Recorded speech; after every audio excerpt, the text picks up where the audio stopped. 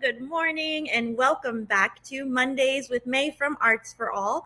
My name is Mélissa and I am a teaching artist with Arts for All. If you've had me in your classroom or if you've been watching Mondays with May, you might recognize me as Miss May. Hello.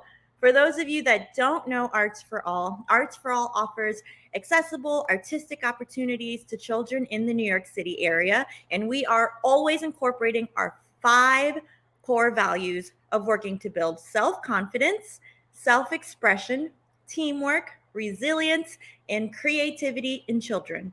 And while our focus does remain in New York City through all of our virtual learning content, now people are welcome to join us from anywhere. Very exciting. I'm coming to you from my friend's house in Rockland, Maine. Ooh, I'm up north from New York City today. I wonder where you might be watching from. If you're watching live or watching the replay, make sure you tell us in the comments, where are you tuning in from? I want to know. All right, everybody, we're going to get this program moving. We're going to warm up and stretch our bodies. When we do this, you can copy me as best as you can, but change anything you need to be comfortable and safe in your body and in your space. These movements can look different on everyone. I'm going to start by sending my energy upwards.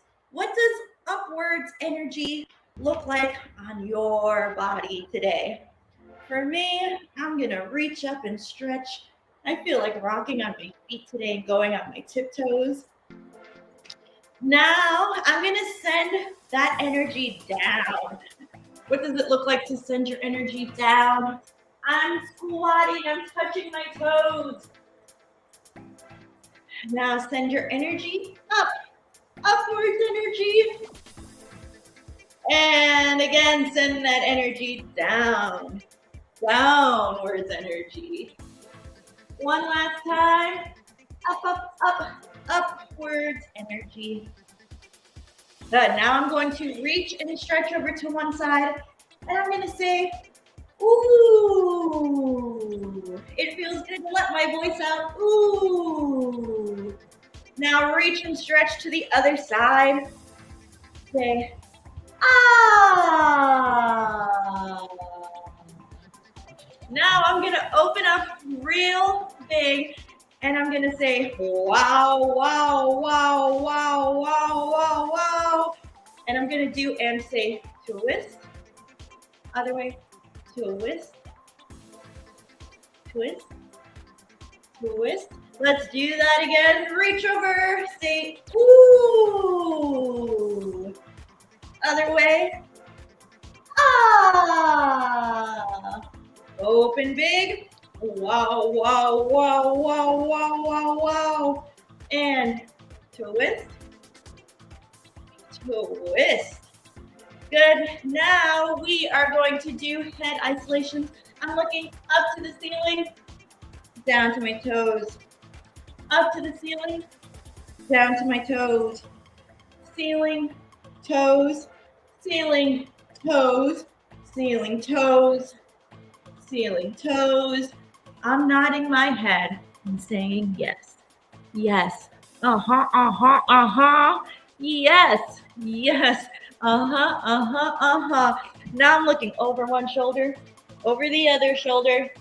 Look over one shoulder, over the other shoulder. Looking shoulder to shoulder, shoulder to shoulder, from shoulder to shoulder, back and forth. And now I'm shaking my head. I'm saying no. No way. Saying no. Saying no means no. That's right. Now we're going to move our shoulders like a bicycle. Get those shoulders moving back, and forward. Nice. Give them a little shake, shake, shake, shake, shake. And now we're going to shake out our entire body. I'm going to count down from 10 to 0 as I shake out my entire body. And on 0, I'm going to sit back down. Here we go. 10, 9, 8, 7, 6, 5, 4, 3, 2, 1, 0. All right. Now I feel nice and warmed up, ready to really dive into today's program. On Saturday, it's going to be Librarian Appreciation Day. And if you know anything about Miss May, you know Miss May loves the library. That's right. So today I brought in a special guest. Special guest alert, special guest alert. Everyone, I want you to meet my very good friend. Hello. Yay! Hi!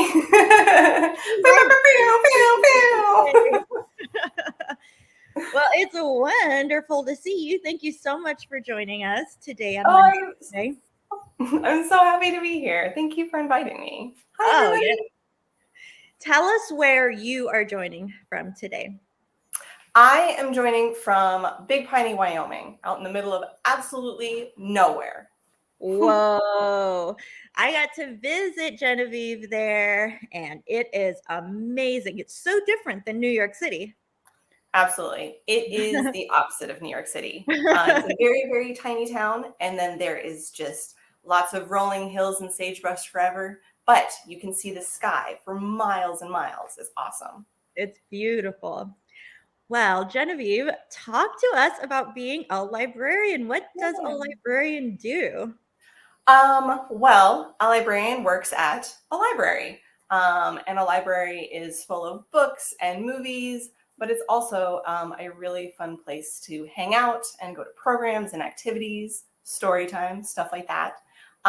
So a librarian gets to do all of those different things within a library. But you said fun things and programs. A lot of people might be thinking libraries are where you go to be quiet and do boring things. Maybe. And there's certain parts of the library that are good to keep them quiet so that people can pay attention to what they need to do if they're on the computers or if they're reading a book. But the library is now a much more fun place and a much more loud place where we can play and have parties and activities. And my favorite part of the job is doing all those programs. Basically, the library just gets to tell me, you get to do the most fun thing you can think of. What's the most fun thing you can think of? And you get to do it for the library. So, Mélissa, what is the most fun thing that you can think of? Well, I have a lot of fun playing and running and racing with my dog, Candy Girl. Yes. So let's see. So we could take that most fun thing, playing and racing around with your dog, and we could make a whole big program where we could invite the whole community, and anybody who has dogs could bring their dog. And we could have a table where you could make your own dog treats. And we'd have a table where you could make your own bandanas for your dog. And we could have an obstacle course so that your dog could see how agile it is and see running through all the cones. We could have races, maybe a costume contest. Oh, wow. This sounds fun. Yeah, absolutely. And all So that's this my is job. at the library? Yes. Yeah. So your library is probably doing really fun stuff all the time like that. That's very cool. Well, I'm guessing that's probably your favorite part of working at the library, huh? It is. And it's my main job. So there's some librarians who just work with books and that's what they love. But my job at the library is just to make fun things happen, which is amazing. Yeah, that sounds like a really cool job to have. Yeah. Yeah. Really cool. So you come up with cool programs. Do you also work with books? I do. I work with since I live in such a small place, I work with kids from babies all the way up to seniors in high school. So I get to work with the books for board books, all the way through kids books, and chapter books, and then all the way up to the teen books, which is a lot of books to work with and to go through. Yeah, that is a lot of books. That's a wide range. Nice. Is there anything else you want to share with us about working at the library or being a librarian? Well, so maybe you want to become a librarian. Is that something we should talk about? Yeah, how could someone become a librarian? So there's a lot of different ways that you can interact with the library. You can always volunteer. You can go to your library and just ask them and see if they need any help with anything. And that's always an option. One thing that you can do when you get a little bit older and you are a teenager, there is a lot of teen councils at the library where you can go and be a part of picking what kind of books are going to be picked for the kids in the teens area, which is a lot of cool power. And you can be like, I love this book. We should have this series in the library.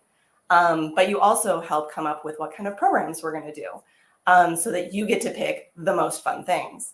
But if you want to become a librarian for a job, a lot of times you have to go to school for it. And you have to get a degree in library sciences, which is Science.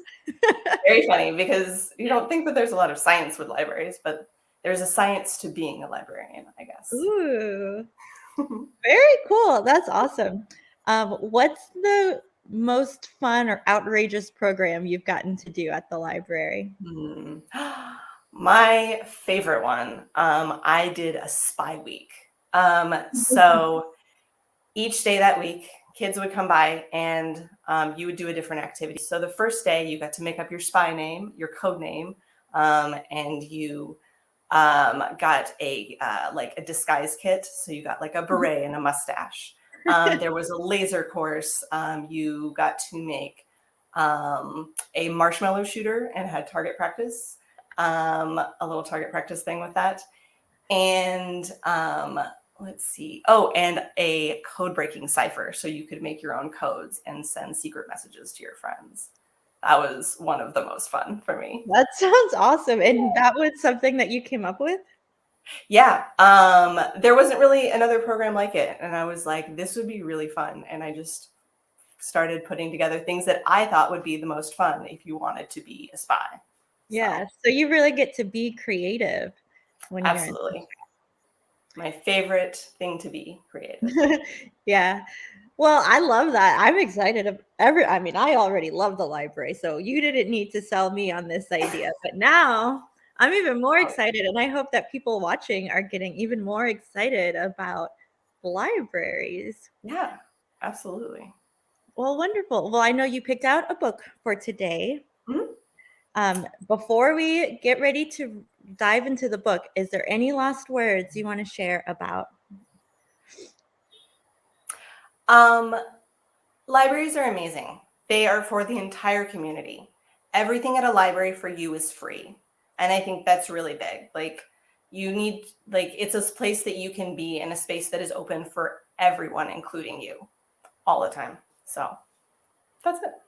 Yay, love it. Okay, well, we're gonna get ready and I'm excited for you to share this book with us. Yay.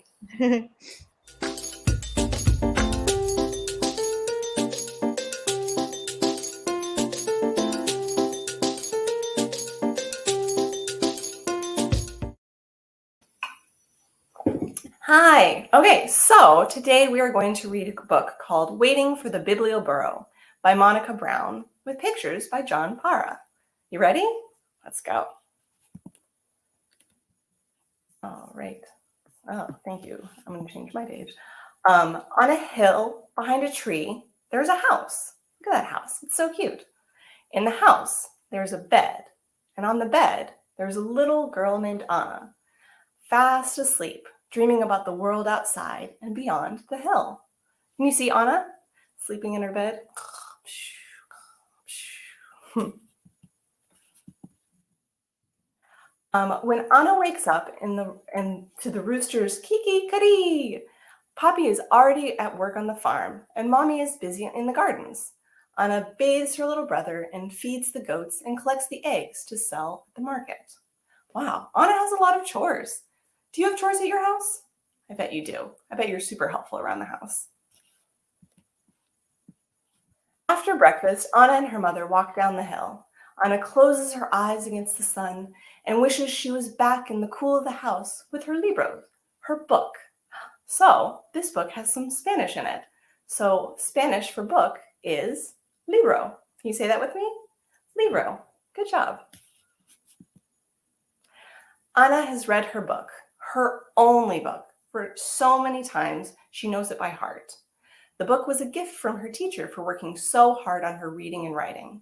But last fall, her teacher moved far away, and now there is no one to teach Anna and the other children in her village. Oh man, that's kind of sad. Can you imagine there not being a school where you are and only having one book?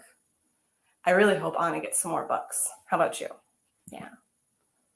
There she is, dreaming about her teacher. So at night, on her bed, in the house, on the hill, Anna makes up her own cuentos, her own stories, and she tells the stories to her little brother to help him fall asleep. She tells him stories about make-believe creatures that live in the forest and the mountains and the sea. She wishes for new stories to read, but her teacher with the books is gone. Wow. For only having one book, look at all of those amazing magical creatures that she's dreaming up. They're so cool. I wonder what their names are. One morning, Anna wakes up to the sound of tuck-a-tuck, clip-clop, and a loud ee-yaw, ee-yaw. What animal makes the sound ee-yaw, ee-yaw? Do you know? Let's see. When Anna looks down the hill below her house, she sees a man with a sign that reads Biblioburro. I wonder what that means. With the man, there are 2 burros. What animals are those? They're 2 donkeys, right? What are they carrying? Can you tell? I don't know. Let's see. Libros. They're carrying books. Anna runs down the hill to the man with the sign and the burros and the books. Other children run to him too, skipping down the hill and stomping through the fields. Oh my gosh, this is exciting. So many books. Who are you? Who are they? The children ask. The man says, I am a librarian, a bibliotecario, and these are my burros, Alpha and Beta. Welcome to the Biblioburro, my biblioteca. Okay, so biblioteca, what do we think that means? So where does a librarian work? At a library. So biblioteca means library. Nice. But senor, Anna says, I thought libraries were only in big cities and buildings. Not this one, said the librarian. This is a moving library. That's kind of awesome. It moves around. Then he spreads out his books and he invites the children to join him under the tree. Look at all those books. Oh my gosh. I wonder what his story's about. Once upon a time, the librarian begins, sharing the stories of an elephant who swings from a spider web. Whoa, that must be a really strong spider web. He reads from books with beautiful pictures and helps the little ones learn their abecedarios, their ABCs. He sings A, B, C, D, E, F, G. Finally, he says, now it's your turn. Pick out books, and in just a few weeks, I'll be back to collect them and bring you new ones. Me too, says Anna. Especially you, the librarian says with a smile. My gosh, she's got so many books now. So many cuentos. While Alpha and Beta chomp the sweet grass under the tree, Anna picks up book after book and finds pink dolphins and blue butterflies, castles and fairies, talking lions, and magic carpets. Wow, that's awesome. Have you ever read any books with any of these things? Have you read a book with a castle? How about a pink dolphin? That's pretty awesome. It's very specific. Oh my gosh. Someone should write a story about your burrows, Anna tells the librarian, rubbing Alpha's nose and feeding more grass to Beto. Why don't you? He asks, and he picks up the books and is off. Enjoy, he calls to the children. I will be back. Anna runs up the hill to her house, hugging the books to her chest. She can't wait to share her books with her brother. And that night she reads until she can't keep her eyes open any longer. Have you ever done that before? Stayed up really late to read? I have. Each morning, Anna does her chores and reads and looks out the window. She listens for the sounds of Alpha and Beta, but weeks pass, and the librarian doesn't return. Oh my gosh. So on these pages, we've got the days of the week in Spanish. Let's do them together. So we've got lunes, which is Monday, martes, which is Tuesday, miércoles is Wednesday, jueves, Thursday, viernes is Friday, sábado is Saturday, and domingo is Sunday. When will he come back? She asks her mother, who smiles and says, go read, Anna. When will he come back? She asks her mother, who smiles and says, go draw, Anna. When will he come back? She asks her mother, who smiles and says, go write, Anna. When will he come back? She says, she asks her mother, who finally says, go to bed, Anna. Oh my gosh, she just can't wait. Oh my gosh, this looks so magical. On the left-hand side, we've got a little phrase that says, había una vez, which means once upon a time. So one night, Anna dreams of flying. She is flying over her country on a butterfly's back.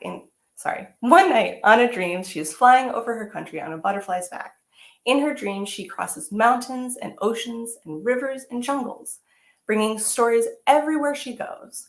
Stories fly from her mouth and fingers like magic, falling into the hands of the children waiting below.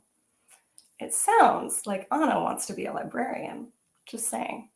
When Anna wakes up, she misses Alpha and Beto and the Biblioburro's books.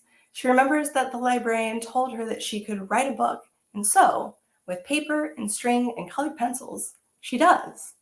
Wow, writing a book is a huge task. That's really awesome that Anna's doing that. Finally, when Anna thinks she'll never see the Biblioburro again, she wakes up to ee-aw, ee-aw, the burrows. Can we say that together? Ee-aw, ee-aw, and the children yelling. She runs down the hill with the library books and a special surprise of her very own. I wrote this cuento for you, she says. Que bueno, the librarian says. And then he reads her story to the children under the tree. Do you see what Anna's book looks like? It looks like the cover of this book. Did Anna write this book? Oh my gosh. When it's time to go, Anna's book is packed carefully on the burro's back, ready to be carried away over the hills and through the field to another child who is, oh my gosh, asleep on a bed, in a house, on a hill, behind a tree, dreaming of Alpha and Beta and all the new stories the Biblioburro will bring. Oh my gosh, see that little boy? All fast asleep dreaming. This was such an amazing book. And did you know that this book is actually based on a real person? The librarian, his name is Luis Soriano Bojoquez, and he lives in Colombia, and he's a teacher and librarian who delivers books to children who live in remote villages with the help of his two donkeys, Alpha and Beta, which is awesome. And so they took that and made a book out of it. It's amazing. So this was Waiting for the Biblioburro by Monica Brown with pictures by John Parra. Thank you, Monica. Thank you, John. Thank you, Genevieve. Yay, I had so much fun listening to you read that story. I'm doing along with you. Yeah. And thanks for that recommendation. I had never heard of this book, so you brought this book to my attention. Awesome. Well, I'm so happy to see you. For everyone watching, Genevieve and I have been friends for so long. We actually met both being teachers working with kids, and now we both work in different ways, but we still both get to do things we love and work with children and be creative, which are the things that brought us together as friends in the first place. So thank you so much for joining and sharing with us all about how you are a librarian and how we could be librarians or help at the library. Yay. Well, thanks, Genevieve. I hope you have a great rest of your day and week. Thank you. You too. It was so good to see you. Thank you, everybody, for joining. Bye. Bye. All right. Oh, I loved having Genevieve with us today. They're just such an awesome friend, an awesome librarian and creative person. Well, now I'm going to share a video with you about another favorite librarian. All right, everyone. I will have someone else to introduce you to. Here's a video. Meet the tiniest librarian. She's only 4 inches tall. And for the tiniest librarian, no problem is too big or small. When things go wrong, she breaks into song, and into her book she falls. 'Cause despite her size, she keeps her eye on the prize. Happy endings for us all. It's Fractured Folktales with the Tiniest Librarian. Episode.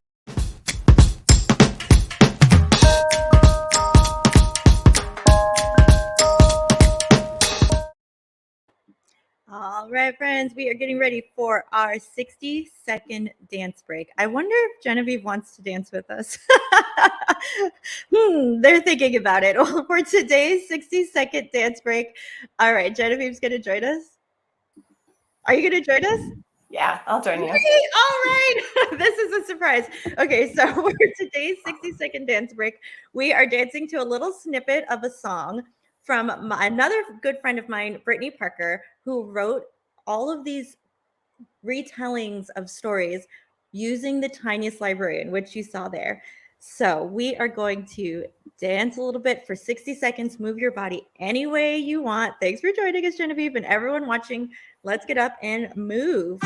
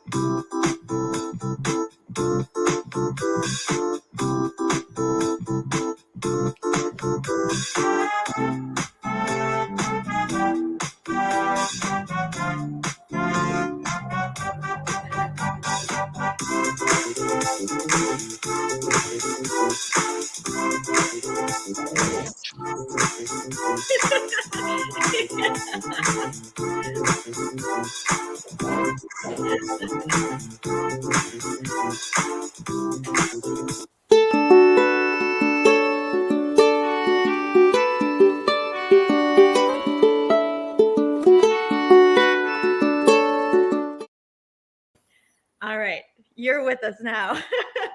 We are going to cool down. Those are some awesome dance moves. I love those googly eyes on the back of your head. All right, for our cool down, after those awesome dance moves, we're going to do 3 deep breaths. I'm going to use my hands to scoop the air around me. You can follow along with that if you like.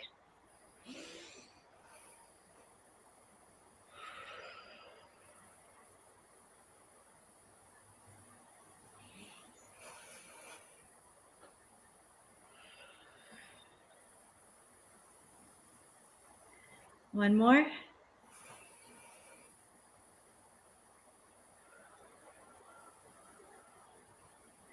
Give yourself a squeeze, a little self-hug, and a pat on the back, and just give yourself some love for a moment. Because you deserve it.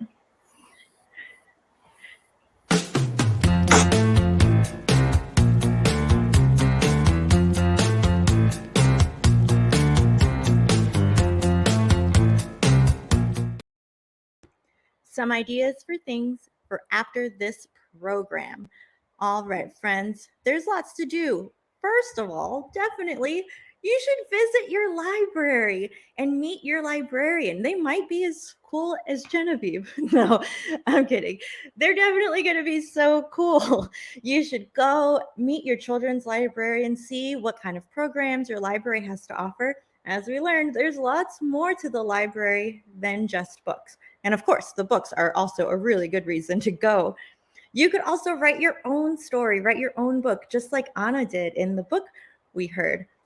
I'm sure you have lots of creative ideas swirling around in your head. If you have scrap paper, you could just fold them together and write your story out. Or you could tell your story out loud that way. You could also use puppets to tell your story, like we saw the Tiniest librarian puppet. Well, we are going to put a link in the comments so that you can watch more of that tiny puppet librarian, the Tiniest librarian, in a series of videos called Fractured Folktales by a very good friend of mine, Brittany Parker. She made that puppet based off of one of our favorite librarians, Miss Susan, who's very influential. And the stories you'll see are retellings of classic tales from children near that library. Also, I'm going to put another link in the comments for a song about visiting your library to get you prepared about what to expect and get you pumped up for your visit to the library. Whether you've been to the library thousands of times or whether it's your first time visiting the library. I hope that you have a great time on your visit. Take a picture, send it over to us. Let us know how your visit went, if you learned anything new, or if you got to be involved in any library programs. Okay, I have a special announcement. Next week, I will not be here for Mondays with May, but Arts for All has something very exciting in store for you. Drum roll, please. Arts for All is pleased to announce the YouTube premiere of Voice Power, written and performed by Arts for All teaching artist Darian Deshawn next Monday, April 18th at 3 p.m. Eastern Time. During the event, the audience can follow along and interact with others via the live chat as poet-musician Darian Deshawn guides young audiences on a vocal odyssey through rhymes, beatboxing, and a cappella melodies in search of one of civilization's most valued treasures, the power of the voice.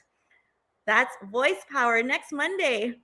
Well, thank you everyone for tuning in. Make sure you share Mondays with May with your pets.